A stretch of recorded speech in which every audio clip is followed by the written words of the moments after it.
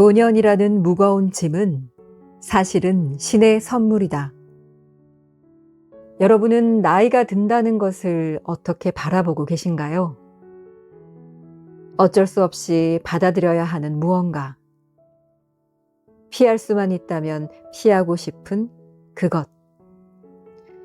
이미 지나간 시간들을 아쉬워하며 노년을 숙제처럼 안고 사는 분들에게 오늘 이 한 권의 책을 건네드리고 싶습니다. 호사카 다카시의 인생은 숙제가 아니라 축제입니다. 알키미스트에서 출판된 이 책의 저자는 50년간 사람들의 마음을 돌봐온 73세의 현역 정신건강의학과 의사입니다. 의사라는 자리가 아니라 먼저 살아본 인생의 선배로서 그는 이 책을 썼습니다.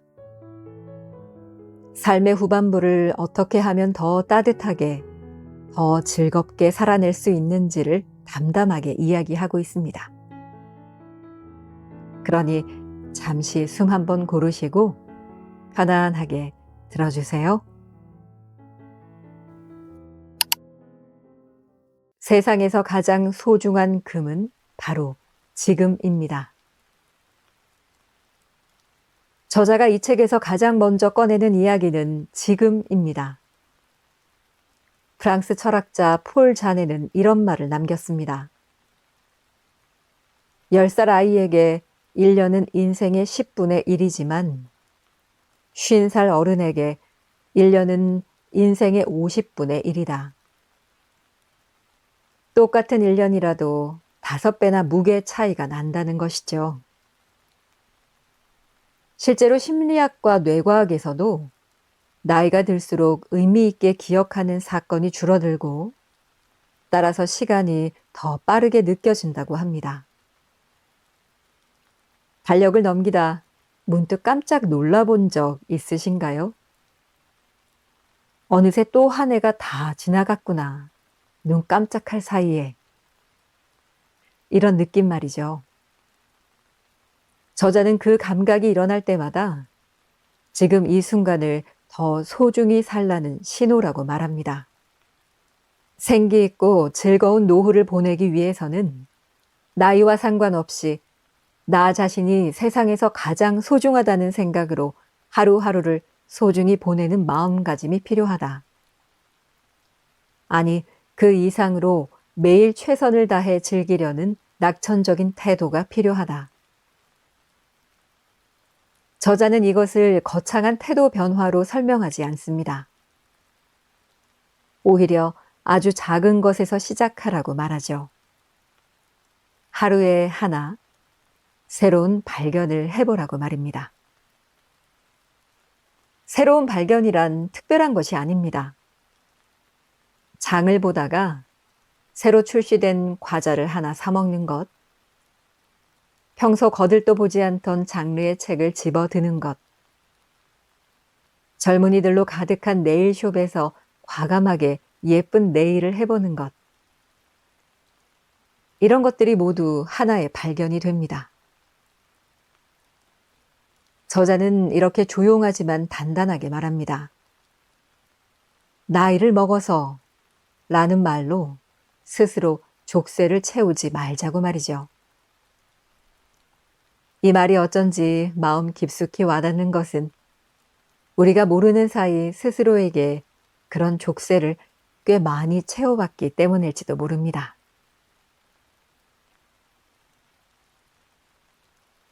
즐겁지 않은 삶은 의미가 없다.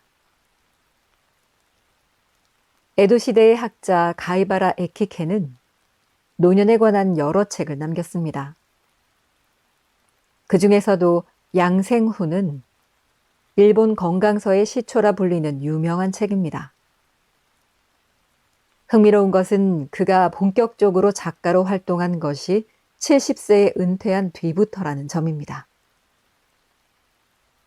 85세로 세상을 떠나기 전까지 무려 30권의 책을 썼고 대부분이 베스트셀러가 되었습니다. 건강서의 저자이니 금욕적인 삶을 강조했을 것 같지만 실제로 에키켄의 철학은 정반대였습니다. 그는 이렇게 말합니다. 사람의 마음 속에 원래부터 즐거움이 있다. 즐거움은 사람이 타고난 하늘의 섭린이 즐기지 않고 하늘의 도리를 등져서는 안 된다. 사람은 이 세상에 즐기기 위해 태어났으니 즐기지 않는 것은 세상의 도리에 어긋나는 것이다. 어쩌면 의외로 절절한 쾌락주의자였다고 할까요? 저자는 이 문장을 인용하며 속이 시원한 말이라고 표현합니다. 에키케는 또 이렇게 말했습니다. 내가 살아있음을 마음속으로 조용히 기뻐하고 싶다. 이러한 경지는 노후가 되어야 알 수 있다. 이루기 힘든 수많은 욕망에 허덕이지 않고 그저 건강하게 하루를 보낸다는 것만으로도 마음속에 즐거움을 가득 안고 살 수 있는 시기. 그게 바로 노년이라는 것입니다. 에키케는 실제로 그 즐거움을 아내와 함께 누렸습니다. 친구들 모임에서 에키켄이 비파를 뜯으면 아내 도케는 검은고를 연주했고 함께 온천 여행도 다녔습니다. 도케는 에키켄의 초고에 의견을 보태며 퇴고를 도왔습니다. 다른 사람의 눈치를 보지 않고 하고 싶은 일을 하고 사랑하는 이들에게 집중할 수 있는 시간. 저자는 그것이 노년만이 누릴 수 있는 행복이 아닐까 하고 묻습니다. 눈 깜짝할 사이에 중년이 되고 노년에 접어들었다고 슬퍼하지 말자. 여전히 남은 인생이 길다. 이왕이면 제대로 준비해서 이 선물 같은 시간을 만끽하자. 행복에 가까워지는 간단한 인생 철학. 오사카에는 살아있는 것만으로도 횡재라는 말이 있다고 합니다. 오사카 사람들은 낙천적이고 농담을 즐기기로 유명한데 특히 울적하거나 기운이 없을 때 살아있는 것만으로도 횡재라고 크게 외친다고 합니다. 저자는 의사라는 직업 특성상 사람들의 죽음을 마주할 때가 많다고 고백합니다. 태어난 지 얼마 안 된 아이도 있고 인생의 꽃을 채 피우지 못하고 진 젊은 생명도 있었습니다. 그러한 죽음들을 바라보면서 지금 살아있다는 것만으로도 마음속 깊이 감사하는 마음이 솟아난다고 합니다. 이 감각을 가장 잘 표현한 사람으로 저자는 소설가 와타나베 주니치를 소개합니다. 그는 행복의 달인이라는 책에서 이렇게 썼습니다. 술을 마시거나 식사 후에 화장실에 가서 소변을 본다. 그때 하얀 변기에 닿는 소변 줄기를 보면서 행복하다고 혼자 중얼거릴 때가 있다. 그리고 제대로 소변을 볼 수 있게 해준 나의 신장과 방광, 요도에 고마워라고 속삭인다. 소변을 보는 일조차 당연한 것이 아니라 몸의 여러 기관이 각자 열심히 일해준 결과라는 것을 알고 있었기에 나온 말입니다. 저자는 이런 일에도 행복을 느끼는 와타나베를 두고 진심으로 행복의 달인이라고 감탄합니다. 정말 감탄할 만하죠? 과학적으로도 이것은 증명됩니다. 감사하다, 만족스럽다, 행복하다고 느끼면 행복 호르몬이라 불리는 아난다마이드가 많이 분비됩니다. 아난다마이드는 대뇌의 전두엽을 자극해 뇌의 움직임을 최고 수준으로 높이고 사고 능력과 창조력을 좋아지게 만들며 자연스레 치매도 예방됩니다. 하루하루 탈 없이 살아가는 것에 감사할 줄 아는 태도. 그것이 곧 스트레스 없는 행복한 인생으로 이끄는 열쇠라고 저자는 말합니다. 인생에서 행복과 불행은 서로 등을 마주하고 있습니다. 눈꽃만큼도 그늘이 없는 완벽하게 행복한 인생은 없습니다. 하지만 살아있는 것만으로도 횡재를 인생 철학으로 삼으면 매일 행복을 만끽하며 활기차게 살아갈 수 있다고 저자는 이야기합니다. 인생의 전환기마다 대청소를. 주변 정리와 마음 상태는 깊은 연관이 있습니다. 집의 정리 상태는 곧 그 사람의 마음 상태와 같기 때문이죠. 저자는 인도의 부자들이 일정한 나이가 되면 가지고 있던 것들을 조금씩 정리하는 수행을 한다고 소개합니다.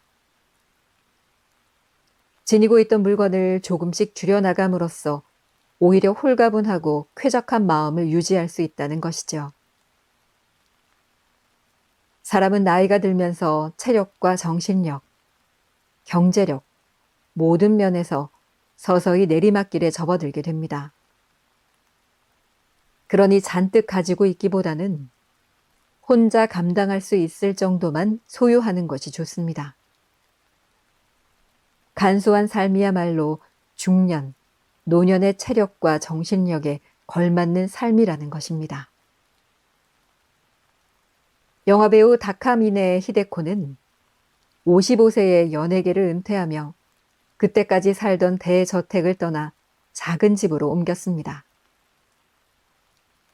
화려한 가구와 손님 접대용 식기들을 처분했고 남편의 트로피 100여 개까지 모두 버렸다고 합니다. 그 결단과 과감함이 실로 놀랍습니다. 50세, 60세, 혹은 정년퇴직을 맞은 해, 인생의 전환기에 접어들 때 주변을 대대적으로 정리해보자고 저자는 권합니다.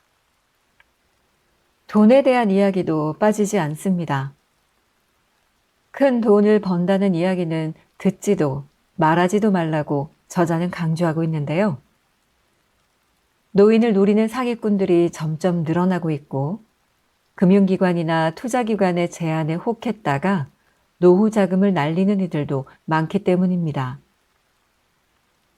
인생 후반에는 큰 돈을 번다는 요행을 버리고 안전하게 돈을 관리해야 합니다. 단, 쓸 때는 통 크게 쓰라고 합니다. 책에는 단골 식당에서 만나는 노부부 이야기도 나오는데요. 청바지에 깔끔한 가죽 조끼, 목에는 밝은색 머플러를 가볍게 두른 남편과 긴 청치마에 재킷을 입은 부인, 꾸민 듯 안 꾸민 듯 자연스러운 차림으로 제철 재료로 만든 요리를 사이좋게 나눠 먹고 와인 한 병 정도에서 미련 없이 자리를 떠나는 부부. 세련되면서도 절제된 방식으로 삶을 즐기는 모습입니다. 외출복은 잘 갖춰 입어야 한다고도 합니다. 심리학에서는 사람의 인상은 외모에서 50%, 목소리 등에서 40%, 그 밖의 것으로 10%가 결정된다고 합니다. 나이를 먹어도 잘 차려입고 외출해야 하는 이유입니다. 노벨문학상 수상자 조지 버나드 쇼는 이런 말을 남겼습니다. 젊음은 젊은이들에게 주기 아깝다. 사실 젊었을 때는 자기가 진짜 하고 싶은 공부, 더 파고들고 싶은 분야가 무엇인지 잘 모릅니다. 남들이 다 가기 때문에 별다른 생각 없이 점수에 맞춰 대학과 학과를 고르는 경우가 많기 때문이죠. 여러 경험을 쌓은 중장년이 되어서야 정말 하고 싶은 공부가 무엇인지 깨닫고 배움에도 순수한 기쁨을 느낄 수 있습니다. 요즘 대학 캠퍼스에서 늦가기 대학생을 만나는 것은 어렵지 않습니다. 도쿄 근교의 한 사립대학 관계자는 이렇게 말합니다. 우리 학생 중 일부가 중장년층이에요. 연령대도 다양해서 40에서 50대도 있고 80대 대학생도 종종 있습니다. 중장년층 대학생 중에는 퇴직자나 퇴직자의 배우자도 있습니다. 배우자가 직장에 다닐 때에는 자기만 공부하기 미안했는데 이제는 함께 공부하는 꿈을 이루고 있다고 합니다. 사회 경험이 풍부한 늦가기 대학생들은 대부분 학업에 성실하고 교우 관계도 원만합니다. 이러한 모습이 젊은이들에게도 본보기가 되고 자극을 줍니다. 세대가 달라도 같은 학생이라는 동료 의식에서인지 강의실에서도 식당에서도 편하게 어울립니다. 모든 세대의 득이 되는 셈이죠. 몸을 돌보는 것은 가장 중요합니다. 저자는 건강한 노후를 위한 구체적인 방법들을 하나씩 소개하고 있는데요. 건강관리의 기본은 체중 조절입니다. 만보기로 하루 운동량을 체크하고 꾸준한 운동이 우울증을 물리치는 데도 효과적이라고 합니다. 영양 균형을 맞추는 식습관도 중요합니다. 건강한 노후를 위해 꼭 챙겨야 할 7가지 식재료로는 저자는 콩, 깨, 미역 등의 해조류, 채소, 생선, 버섯, 감자를 꼽습니다. 이것을 쉽게 기억하는 방법이 있는데요. 바로 콩, 깨, 미채, 생버감입니다. 이 7가지만 잘 챙겨 먹어도 건강을 유지할 수 있다고 합니다. 체온을 높이는 것도 중요하고 피로는 쌓아두지 않는 것이 좋습니다. 뇌를 단련하는 가장 손쉬운 방법도 소개합니다. 그리고 담배를 끊기 힘들면 차라리 음미하라는 조언도 있습니다. 자세에 대한 이야기도 인상적인데요. 좋은 자세를 만드는 가장 기본적인 방법이 있다. 등을 펴고 시선을 위로 약간 올려다 보는 것이다. 사람의 시선을 30도 정도만 올려도 생각이 긍정적으로 변한다고 한다. 반대로 아래를 보고 있으면 사고방식까지 부정적으로 된다. 즉, 괜히 울적할 때는 등을 펴고 시선을 조금 위로 향하는 것만으로도 기분이 한결 나아진다. 기분이 우울할 때는 복식 호흡도 효과적이라고 합니다. 공짜로 얻을 수 있는 최고의 보약, 그리고 불행을 물리치는 기술까지. 저자는 몸과 마음이 연결되어 있음을 강조하면서 작은 습관 하나하나가 건강한 노후를 만든다고 말합니다. 마지막으로 저자가 권하는 것은 엔딩 노트입니다. 학창시절 친구에게서 몇십 년 만에 전화가 왔습니다. 회고록을 쓰고 있는데 그러다 문득 친구가 보고 싶어졌다고.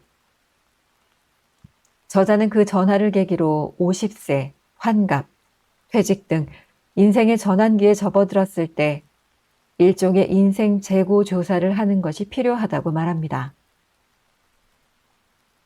유서가 아니라 엔딩 노트를 권하는 이유가 있습니다. 유서는 재산 처분 같은 사무적인 내용이 주를 이루지만 엔딩 노트는 살아온 인생과 살아갈 인생을 돌아보게 만들기 때문입니다. 책에서 소개하는 지인의 이야기가 있습니다. 50세를 맞아 엔딩 노트를 쓴 그는 이렇게 말했습니다.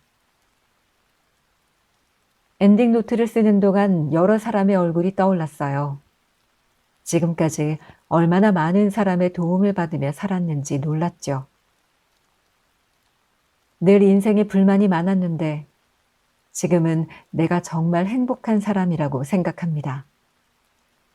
엔딩 노트는 일기장과는 다릅니다. 혼자 쓰고 읽는 것이 아니라 타인이 볼 것을 전제로 작성하는 것이 좋습니다. 맨 앞에 목차를 작성해 누구든 한눈에 이해하기 쉽게 구성하고 평소에도 가까운 이들에게 무슨 일이 생기면 이것을 읽어달라고 말해두고 거실 서랍 같은 손이 쉽게 닿는 곳에 보관해야 합니다. 은행 대여금고 같은 곳에 맡겨서는 안 됩니다. 본인이 아니면 열기 어려운 곳에 보관하면 만일의 일이 터졌을 때 아무도 볼 수 없기 때문입니다. 엔딩 노트는 일반적으로 4가지로 구성됩니다. 첫째, 자신의 간단한 역사입니다. 인생을 돌아보면서 기억에 남는 행복한 일이나 후회되는 일을 적어봅니다. 훗날 엔딩 노트를 읽어주기를 바라는 사람들과 그들의 연락처, 그리고 감사의 마음을 짤막하게 표현하는 것도 좋습니다. 둘째, 재산 목록입니다. 저금이나 부동산, 취미로 모아온 물건 등의 처분 방법을 적어둡니다. 같은 취미를 즐기는 지인에게 기증하거나 단체에 기부하고 싶다면 기부처와 연락처도 남겨둡니다. 셋째, 만일의 경우 희망사항입니다. 자신의 의사표시를 할 수 없는 상태가 됐을 때를 위한 것으로 연명치료를 희망하는지, 어떤 방식의 간병을 원하는지 바라는 점을 명확히 적습니다. 넷째, 장래에 대한 희망사항입니다. 영정사진으로 쓰고 싶은 것을 골라두거나 장례식에 와주길 바라는 사람의 명단을 준비합니다. 엔딩 노트를 쓰면 자기 자신과 살아온 인생에 대해 깊이 생각하게 된다. 이 시간을 통해 있는 그대로의 자신을 인정하고 나아가 더 아끼고 사랑하려는 마음을 가져보면 어떨까? 이런 마음이야말로 가장 온화하고 기분 좋게 나이 먹는 비결일 테니까.